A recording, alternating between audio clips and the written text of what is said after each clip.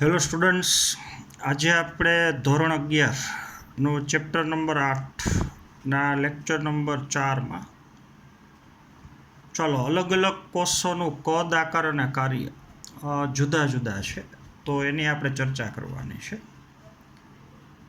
ચાલો તો અલગ અલગ પ્રકારના કોષોનું 3 બાબતમાં વિવિધતા છે. ચાલો, એક તો અલગ અલગ કોષનું કદ અલગ અલગ છે, પછી અલગ અલગ કોષનો આકાર અલગ અલગ છે અને અલગ અલગ કોષનું કાર્ય અલગ અલગ છે. ચલો તો પેજ નંબર 127 ઉપર જે પહેલો પેરેગ્રાફ છે એ આપણે ચલાવીએ છીએ. ચલો તો અલગ અલગ પ્રકારના કોષો, એનું કદ અલગ અલગ છે, એટલે બધા કોષનું કદ એક સરખું ન હોય. ચલો, જેવું કોષનું કાર્ય હોય એ પ્રકારનું મોટા ભાગે કદ હોય, અથવા અલગ અલગ કદના કોષોનું કાર્ય અલગ અલગ હોય. ચાલો, અને આકારમાં વિવિધતા છે. હાલો, તેમાં તમને ઉદાહરણ આપ્યા છે. ચાલો, અલગ અલગ પ્રકારના. તો સૌથી પહેલાં તો સૌથી નાનો કોષ. ચાલો, પૃથ્વી ઉપરનો સૌથી નાનો કોષ, તો એ કોષ માઇકોપ્લાઝ્મા છે.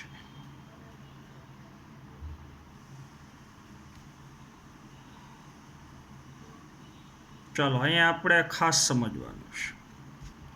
ચાલો, બેક્ટેરિયા કરતાં કોષમાં જેનું કદ નાનું છે, ચાલો તો એ કોષને આપણે કહીએ છીએ માઇકોપ્લાઝ્મા કોષ. ચાલો, ને એ માઇકોપ્લાઝ્મા કોષનું કદ છે 0.3 મ્યુએમ. ચાલો, મ્યુએમ એટલે કહી શકો માઇક્રોમીટર.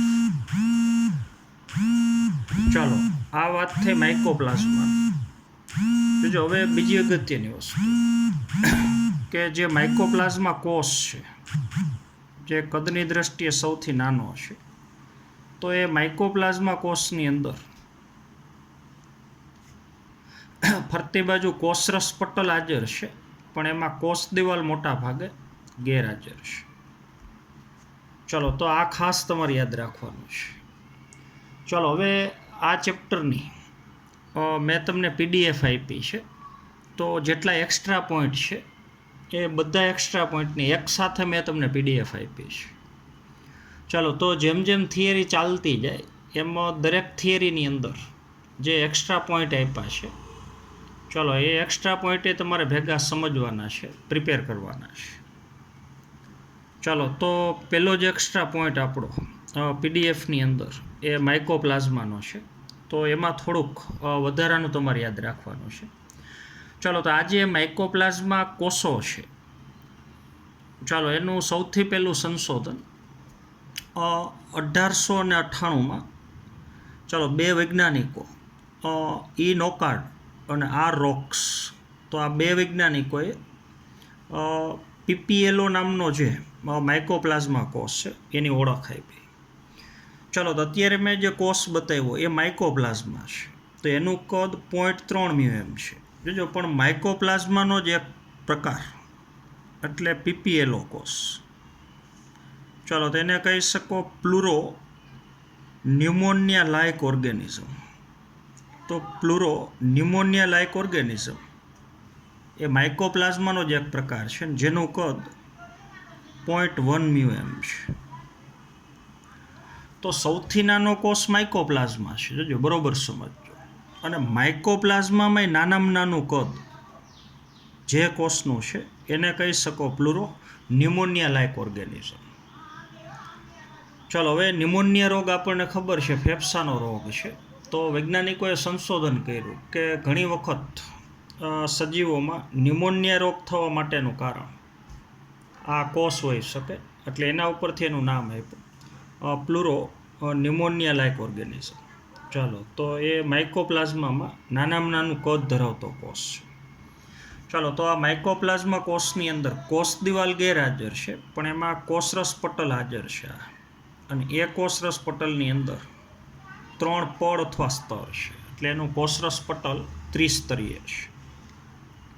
ચાલો, તો આ પૃથ્વી ઉપરનો સૌથી નાનામાં નાનો કોષ છે. ચલો એના પછી આપણે બેક્ટેરિયાના કોષની વાત કરીએ. તો બેક્ટેરિયાનો કોષ માઇકોપ્લાઝ્મા કોષ કરતાં કદમાં મોટા છે. તો એનું કદ 3 થી 5 મ્યુએમ હોઈ શકે. હાલો એટલી સુધી લંબાઈ હોઈ શકે. હાલો આ તમે સમજી ગયા હશો. ચલો એવી જ રીતથી આપણે મનુષ્યના રક્તકણની વાત કરીએ. ચલો તો મનુષ્યના રક્તકણ નામનો કોષ એ બેક્ટેરિયા કરતાં કદમાં મોટો છે. તો જેનું કદ 7 મ્યુએમ સુધી હોઈ શકે. હાલો એટલો એ વ્યાસ ધરાવે છે. ચલો પછી પૃથ્વી ઉપરનો સૌથી મોટો કોષની વાત કરીએ. નરી આંખે જોઈ શકાય એવો કોષ. તો એ તમે વર્ષોથી જાણો છો. એ શાહમૃગનું ઈંડું છે. ચાલો હવે શ્રામુક પક્ષીની અંદર જે ઈંડું છે તો એનું કદ અંદાજિત નારિયેળ જેવડું હોઈ શકે. તો નારિયેળ જેવું કદ ધરાવતો સૌથી મોટામાં મોટો કોષ તો એ શાહમૃગનું ઈંડું છે. હાલો આ તમે સમજી ગયા હશો. ચાલો પછી સૌથી લાંબો કોષ.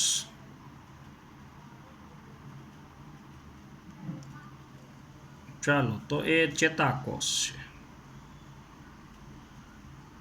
ચલો ચેતાકોષો એકદમ પાતળા તંતુ સ્વરૂપના લાંબા હોય છે. આપણે મનુષ્યમાં જ વાત કરીએ તો એક ચેતાકોષ કમરથી શરૂ કરી અને પગના છેડા સુધી વિસ્તરેલો છે.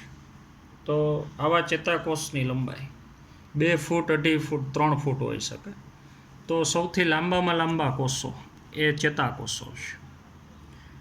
ચલો આ બધી માહિતી MCQ માટે અલગ અલગ રીતથી આપણે યાદ રાખવાની છે. તો આપણે આ વાત કરી કોષોના કદની. તો ઉદાહરણ તરીકે આપણે લીધું કે અલગ અલગ પ્રકારના કોષોનું કદ એ અલગ અલગ છે. હાલો એ તમે સમજી શકો. ચલો હવે એના પછી આપણે વાત કરવાની છે કોષોનો આકાર. ચલો જેમ કોષોનું કદ અલગ અલગ છે એમ કોષોનો આકાર પણ અલગ અલગ છે. ચાલો તો આકારની દ્રષ્ટિએ કોષો અલગ અલગ પ્રકારના છે. ચાલો હવે કોષનો આકાર બિંબ આકારે હોઈ શકે. ચાલો દાખલા તરીકે મનુષ્યનો રક્તકણ આપણે દર્શાવીએ તો બિંબ જેવો ચપટો છે, પેંડા જેવો છે, પાર્શ્વ બાજુથી આમ ચપટો છે અને વચ્ચેના ભાગમાં સહેજ આમ ખાડો પડતો હોય એવી રચના છે. કોષ કેન્દ્ર નથી પણ કોષમાં વચ્ચે ખાડો પડે છે. ચાલો તો રક્તકણ ગોળે છે અને દ્વિઅંતર ગોળ છે. જોજો રક્તકણનો આકાર ટેક્સ્ટબુકમાં ભેગું તમારે જોવાનું છે.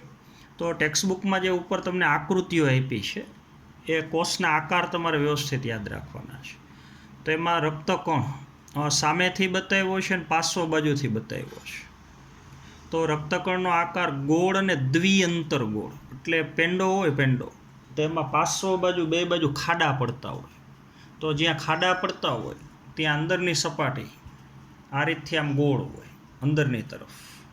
ચલો બહાર ઉપસેલું હોય આ રીતથી તો આને બહિર્ગોળ કહેવાય.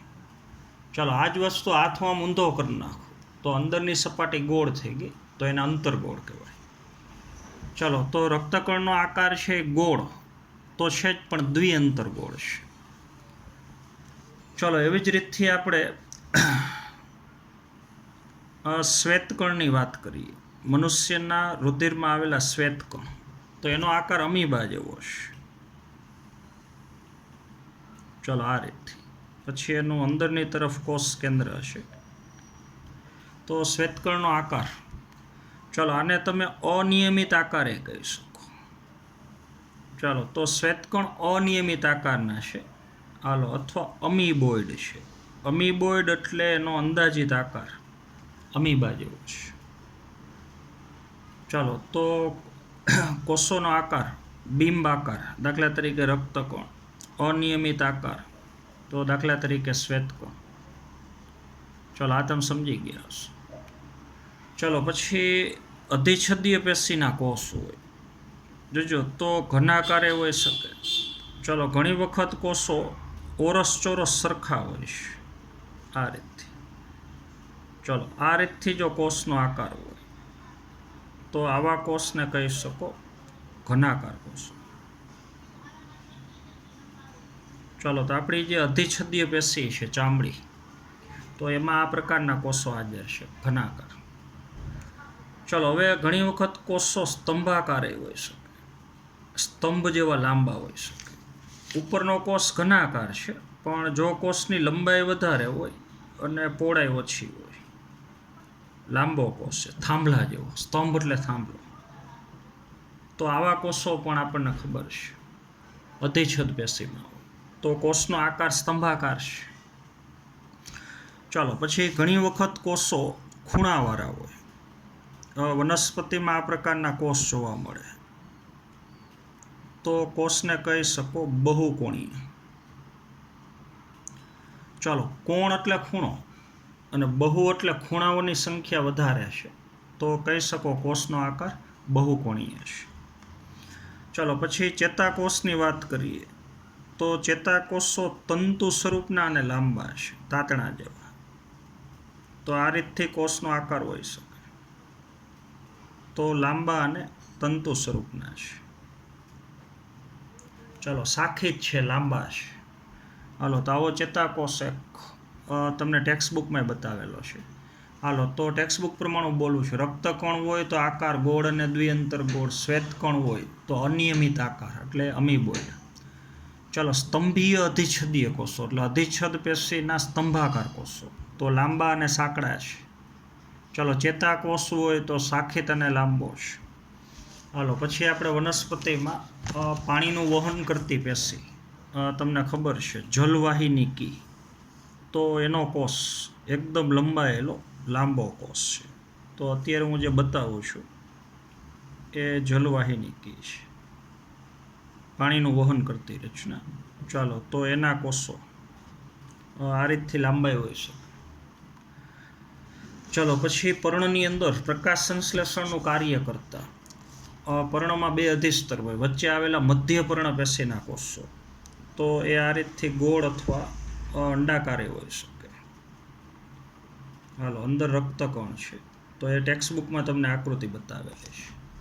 હાલો, તો ટેક્સ્ટબુકમાં જે આકાર આપ્યા છે આકૃતિમાં, જે નીચે આકાર લખેલા છે એ પ્રમાણે બધું વ્યવસ્થિત તમારે યાદ રાખવાનું છે. ચાલો, તો હવે ટેક્સ્ટબુક પ્રમાણે આખો પેરેગ્રાફ હું વાંચું છું. ચલો, કોષો કદ, આકાર અને કાર્યની દ્રષ્ટિએ જુદા પડે છે. હાલો, એમાં પહેલાં કદ હવે. તો ઉદાહરણ તરીકે સૌથી નાનો કોષ એ માઇકોપ્લાઝ્મા છે, અને જે લગભગ 0.3 મ્યુએમ માઇક્રોમીટર લંબાઈ ધરાવે છે. ચલો, બેક્ટેરિયા 3 થી 5 માઇક્રોમીટર લંબાઈ સુધી જોવા મળે છે. ચાલો, સૌથી મોટો અલગીકૃત અલગ કરેલો કોષ એ સામૃગનું ઈંડું છે. ચાલો, જેનું કદ નાળિયેર જેવડું હોઈ શકે. ચાલો, બહુકોષી સજીવોમાં મનુષ્યના રક્તકણ કે જેનો વ્યાસ 7 માઇક્રોમીટર વ્યાસ ધરાવે છે. ચાલો, ચેતાકોષ એ સૌથી લાંબા કોષ પૈકીનો એક છે.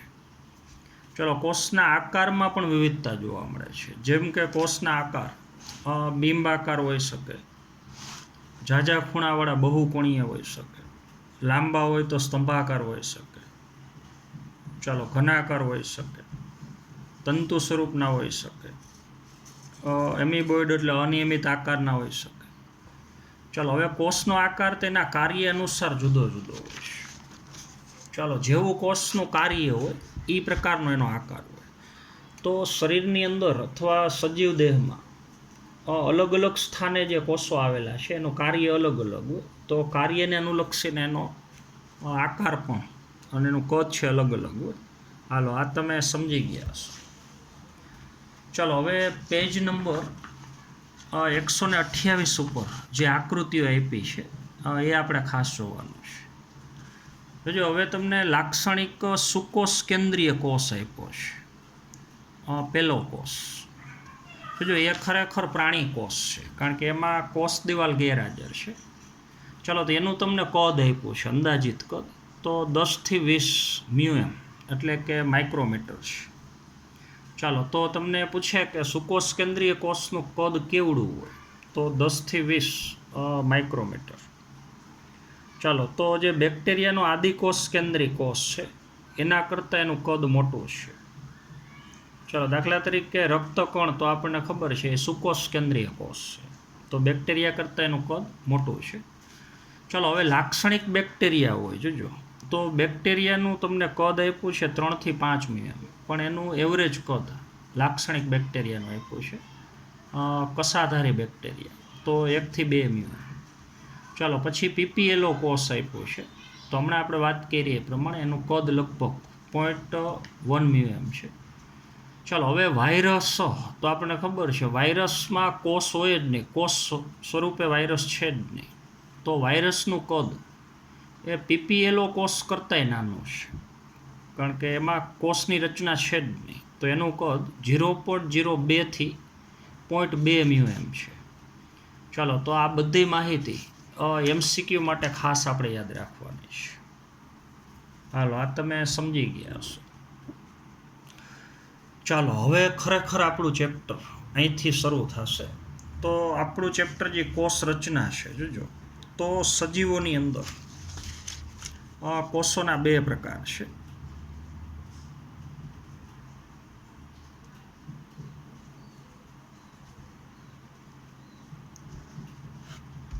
જોજો, કા કોષનો પહેલો પ્રકાર,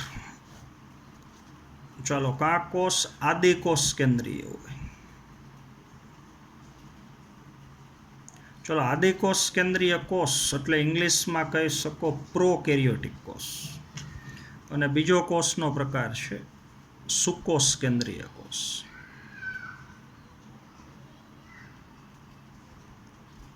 ચાલો, તેને તમે યુકેરિયોટિક કોષ કહી શકો. ચાલો, તો હવે આપણે ચેપ્ટરમાં મુખ્યત્વે 2 કોષોની રચના સમજવાની છે. જોજો, પહેલાં આપણે સમજશું આદિકોષ કેન્દ્રીય કોષ. તો પેજ નંબર 127 ઉપર તમારે પોઈન્ટ આપ્યો છે 8.4 આદિકોષ કેન્દ્રીય કોષ. જોજો, એની આગળ મોટો કેપિટલ A કરવાનો છે, એટલે ત્યાંથી આદિકોષ કેન્દ્રીય કોષની રચના આપણે સમજવાની છે. ચાલો, પછી પાછળનું આખું પેજ, સામેના પેજમાં 129 ઉપર 8.5 ટોપિક આવ્યો સુકોષ કેન્દ્રીય કોષ. ચાલો, તો ત્યાં હવે કેપિટલ B કરવાનું છે. પેજ નંબર 129, ટોપિક નંબર છે 8.5 સુકોષ કેન્દ્રીય કોષ. હાલો, હવે ત્યાંથી શરૂ કરી અને ચેપ્ટર પૂરું થાય ત્યાં સુધી સુકોષ કેન્દ્રીય કોષની રચના છે. તો આખા ચેપ્ટરમાં મુખ્યત્વે આપણે સુકોષ કેન્દ્રીય કોષની રચના સમજવાની છે. હાલો, એ તમે સમજી ગયા છો. ચાલો, હવે તો આદિકોષ કેન્દ્રીય કોષમાં જેટલું આપણે સમજીએ એટલું પૂરું કરીએ. પહેલો એક પેરેગ્રાફ આપણે પૂરો કરી દઈએ, પછી આકૃતિ ઉપરથી રચના આવતા પીરિયડમાં સમજવાની છે. ચાલો, તો આદિકોષ કેન્દ્રીય કોષ અને સુકોષ કેન્દ્રીય કોષ એ બેની રચના સમજવાની છે, અને પછી 2 વચ્ચેના છેલ્લે આપણે તફાવત લેશું કે 2 વચ્ચે અગત્યના તફાવત કયા છે. અમુક તફાવતની આપણે ગયા પીરિયડમાં વાત કરી છે. ચાલો, તો હવે આપણો ટોપિક છે આદિકોષ કેન્દ્રીય કોષ.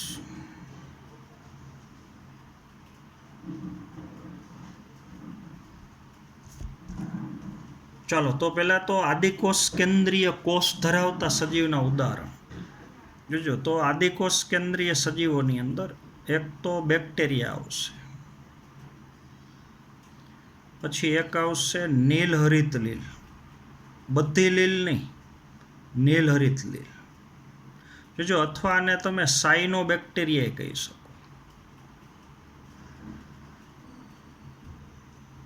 ચાલો, અથવા એને તમે બ્લુ ગ્રીન આલ્ગી કહી શકો. નીલહરિત લીલનું ઇંગ્લિશ નામ છે બ્લુ ગ્રીન આલ્ગી. હાલો, એટલે એનું ટૂંકું નામ BGA કહી શકો, એટલે કે બ્લુ ગ્રીન આલ્ગી, નીલહરિત લીલ. હાલો, પછી હમણાં આપણે વાત કરી એ માઇકોપ્લાઝ્મા કોષ, તો એ આદિકોષ કેન્દ્રીય કોષ છે. હાલો, ને એમાં એક ઉદાહરણ લેવું હોય તો PPLO તમને ખબર છે, પ્લુરો ન્યુમોનિયા લાઇક ઓર્ગેનિઝમ.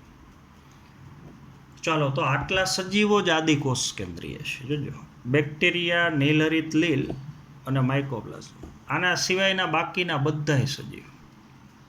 જો ફૂગ છે, મોટાભાગની લીલ, દ્વિઅંગી વનસ્પતિ, ત્રિઅંગી, અન્નાવૃત, આવૃત, બધા પ્રાણીઓ, તો એ બધા સુકોષ કેન્દ્રી છે. ચાલો, તો પ્રાણી ક્યારેય આદિકોષ કેન્દ્રી હોય જ નહીં. પૃથ્વી ઉપરના બધા પ્રાણીઓ સુકોષ કેન્દ્રી જ હોય. વનસ્પતિ આદિકોષ કેન્દ્રી હોય ને સુકોષ કેન્દ્રી હોય. તો વનસ્પતિમાં ફક્ત 3 પ્રકારના સજીવ: બેક્ટેરિયા, નીલરિત લીલ અને માઇકોપ્લાઝમ. આ 3 જ આદિકોષ કેન્દ્રી. આના સિવાયના પૃથ્વી ઉપરના બધા સજીવો એ સુકોષ કેન્દ્રી. હાલો, આ તમે સમજી ગયા હશો. ચાલો, તો બેક્ટેરિયા, નીલરિત લીલ, માઇકોપ્લાઝમા, જો તેમ જ લખ્યું છે એટલે માઇકોપ્લાઝમાનો પ્રકાર પીપીએલઓ એટલે પ્લુરોનિમોનિયા લાઇક ઓર્ગેનિઝમ. એ આદિકોષ કેન્દ્રીય કોષોનું પ્રતિનિધિત્વ કરે છે. જોજો, હવે આ બધા સજીવો એક કોષી છે. એક કોષ બરાબર એક સજીવ છે. ચલો, હું એમ કહું કે એક બેક્ટેરિયા તો ખરેખર એક જ કોષ છે. તો આદિકોષ કેન્દ્રીય કોષ એ ફક્ત એક કોષી સજીવોમાં જ હોય. જો આદિકોષ કેન્દ્રીય કોષ ક્યારેય બહુકોષી સજીવમાં ન હોય. ચલો, બહુકોષી સજીવોમાં સુકોષ કેન્દ્રીય કોષ જ હોય મોટા ભાગે. ચાલો, તો આદિકોષ કેન્દ્રીય કોષ, આદિકોષ કેન્દ્રીય કોષ એ ફક્ત એક કોષી સજીવોમાં જ હોય. જો સુકોષ કેન્દ્રીય કોષ એક કોષી સજીવમાં હોય ને બહુકોષી સજીવમાં હોય. એટલે સુકોષ કેન્દ્રીય કોષ એક કોષી ને બહુકોષી બેયનો રચનાત્મક એકમ હોઈ શકે, પણ આદિકોષ કેન્દ્રીય કોષ હંમેશા એક કોષી સજીવમાં જ હોય. તો આપણે જેટલા સજીવ દર્શાવ્યા એ બધા એક કોષી છે. ચાલો, હવે સુકોષ કેન્દ્રીય કોષ કરતાં આદિકોષ કેન્દ્રીય કોષ કદમાં નાના છે. હમણાં આપણે વાત કરી એ પ્રમાણે. ચાલો, તો તેઓ મુખ્યત્વે નાના છે અને સુકોષ કેન્દ્રીય કોષ કરતાં ઝડપી વિભાજન પામે છે. જોજો, હવે એક બેક્ટેરિયામાંથી 2 બેક્ટેરિયા બને એટલે કે કોષ વિભાજન થાય, અને મનુષ્યના શરીરનો કોઈ પણ કોષ હોય એમાંથી 2 કોષ બને. તો આનું કોષ વિભાજન ઝડપી હોય. ચાલો, દાખલા તરીકે 1 કલાકમાં પૂરું થઈ ગયું. તો મનુષ્યના શરીરનો કોષ 24 કલાકે વિભાજન પામે. તો આ કોષની રચના સરળ છે, આપણને ખબર છે. કોષ કેન્દ્રમાં ફરતી બાજુ કોષ કેન્દ્ર પટલ ન હોય, પટલ મેં અંગિકાવામાં ન હોય. તો જેમ કોષ સરળ હોય એમ એનું કોષ વિભાજન ઝડપી હોય. તો આદિકોષ કેન્દ્રીય કોષ કદમાં નાના છે પણ એનું કોષ વિભાજન ઝડપી હોય. સુકોષ કેન્દ્રીય કોષ કદમાં મોટા છે પણ એનું કોષ વિભાજન ધીમું હોય, કારણ કે કોષમાં જટિલતા વધારે છે. તો આ કોષને વિભાજન પામવું હોય, સુકોષ કેન્દ્રીય કોષ, તો એના ઘણા બધા ઝાઝા ઘટકો બનાવવા પડે, અને આમાં ઘટકોનું નિર્માણ ઓછું કરવું પડે, એટલે આનું કોષ વિભાજન ઝડપી હોય. હાલો, એમસીક્યુ માટે યાદ રાખવાનું છે. ચલો, હવે તે કદ અને આકારમાં ઘણી બધી ભિન્નતા ધરાવે છે. જેમ સુકોષ કેન્દ્રીય કોષના કદ અને આકાર અલગ અલગ હોય, એમ અલગ અલગ પ્રકારના આદિકોષ કેન્દ્રીય કોષ હોય, તો એના કદ અને આકાર અલગ અલગ હોય. ચાલો, તો એમાં આપણે ઉદાહરણ તરીકે બેક્ટેરિયા લઈએ. દાખલા તરીકે, તો બેક્ટેરિયા એ આકાર ઉપરથી 4 પ્રકારના છે. તો બેક્ટેરિયાનો આકાર 4 પ્રકારનો હોઈ શકે. જો આપણે મુદ્દો લઈએ છીએ કે આદિકોષ કેન્દ્રીય કોષોનો આકાર અલગ અલગ હોય, તો બેક્ટેરિયાના જ આકાર 4 પ્રકારના છે. ચાલો, તો એમાં પહેલો બેક્ટેરિયાનો પ્રકાર દંડાણુ છે. જોજો, અથવા એને ઇંગ્લિશમાં તમે બેસિલસ કહી શકો. 2 નામ આપણે યાદ રાખવાના છે, દંડાણુ અથવા બેસિલસ. ચાલો, તો જે બેક્ટેરિયા સળી જેવા લાંબા હોય આ રીતથી, જોજો આનું કોષ કેન્દ્ર, પણ એમાં ફરતી બાજુ કોષ કેન્દ્ર પટલ ન હોય. ચાલો, તો જે બેક્ટેરિયા સળી જેવા લાંબા છે, દંડ જેવા, તો એને આપણે દંડાણુ અથવા કહી શકીએ બેસિલસ. ચાલો, પછી અમુક બેક્ટેરિયા એ ગોલાણુ છે, ગોળ આકારના છે, તો એને ઇંગ્લિશમાં કોક્સ કહી શકો. તો બેક્ટેરિયાનો આકાર આ રીતથી ગોળ છે. સળી જેવા લાંબા હોય તો દંડાણુ અથવા બેસિલસ, ગોળ આકારના હોય તો ગોલાણુ અથવા કોકસ. ચાલો, પછી કોમા આકારના, ચાલો તો એને ઇંગ્લિશમાં વિબ્રિયો કહેવાય. જો આપણે ઓલી કોમાની નિશાની કરીએ આ રીતથી, તો એની જેમ અમુક બેક્ટેરિયા એ વક્ર હોય, એનો છેડાનો ભાગ આ રીતથી વળાંકવાળો હોય. ચાલો તો વક્ર છે એટલે કહી શકો વક્રાણુ કહી શકો. આનું બીજું નામ યાદ રાખવાનું છે. ચાલો તો વિબ્રિયો કહી શકો, અથવા કોમા આકારના કહી શકો, અથવાની એક નામ એડ કરવાનું છે, એને તમે વક્રાણુ કહી શકો. ચાલો પછી સર્પાકાર હોઈ શકે. ચાલો તો એને ઇંગ્લિશમાં સ્પાઇરિલિયમ કહેવાય. જો અમુક બેક્ટેરિયા સાપની જેમ આ રીતથી ઝિગઝેગ શેપના છે. ચલો ગુચડામય છે બેક્ટેરિયા, તો એ બેક્ટેરિયાને તમે કહી શકો સર્પાકારના છે, એટલે એને સર્પાણુ કહી શકો. કોમા આકારના તો વક્રાણુ, ગોળ હોય તો ગોલાણુ. બધા એને ઇંગ્લિશ નામ ખાસ આપણે યાદ રાખવાના છે. ચાલો તો બેક્ટેરિયાનો આકાર અલગ અલગ છે. ચાલો તો હવે આવતા પીરિયડમાં આદિકોષ કેન્દ્રીય કોષની આખી આકૃતિ ઉપરથી હવે આપણે રચના સમજવાની છે. ચાલો અત્યારે આપણે આદિકોષ કેન્દ્રીય કોષની ખાલી સામાન્ય માહિતી લીધી. હાલો તો બેક્ટેરિયાના કોષ ઉપરથી આખી આદિકોષ કેન્દ્રીય કોષની રચના સમજવાની છે. તો આજના પીરિયડમાં આપણે અહીંયા સુધી રાખશું. Thank you.